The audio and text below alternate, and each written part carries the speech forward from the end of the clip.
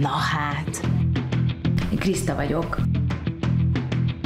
Spóroljon a belső energiával, jó?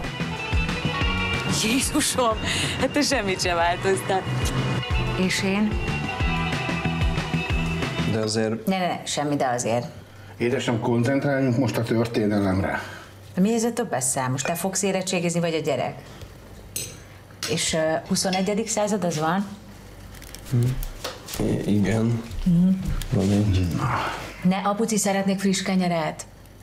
Ez kell holnapra a gyereknek az uzsonnához. Be a gyerek megeszik 1 kiló kenyeret az érettségi alatt. De most mit csináljak a tegnapi kenyérre? Csomagold el, édesem. Jó, akkor majd megeszem én.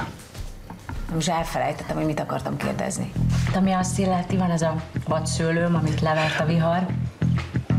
Azt vissza kéne kötni. Csak Levi kötél nekem.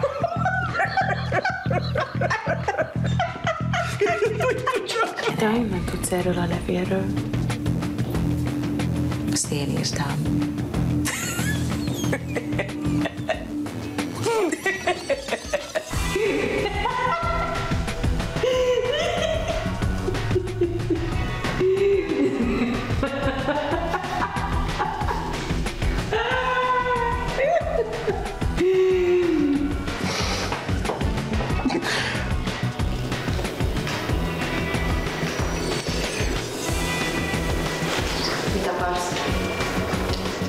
Nem fogok beleülni abba a székbe, és nem fogom hagyni, hogy egy gumikesztyűs férfi turkáljon a számba. Pont téged zavar, hogy férfi turkál a szádba, nem, ne röhögtessél meg. Na jó, én kimentem. Ne. Most figyelj, Remőke, most kell. Tényleg, hogy ugyanabba a szarba beleléptem kétszer.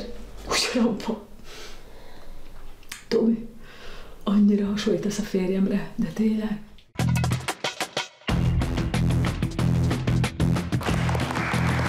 Szia!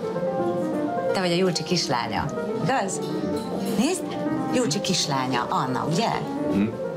Anyukát sokat meséltem rólad. Modellkedel, meg ilyenek. Aha. És mesélj, milyen? Hát... Voltál valahol kint, Japánban, igaz? Igen, meg Kubában is. Hallod? Ja.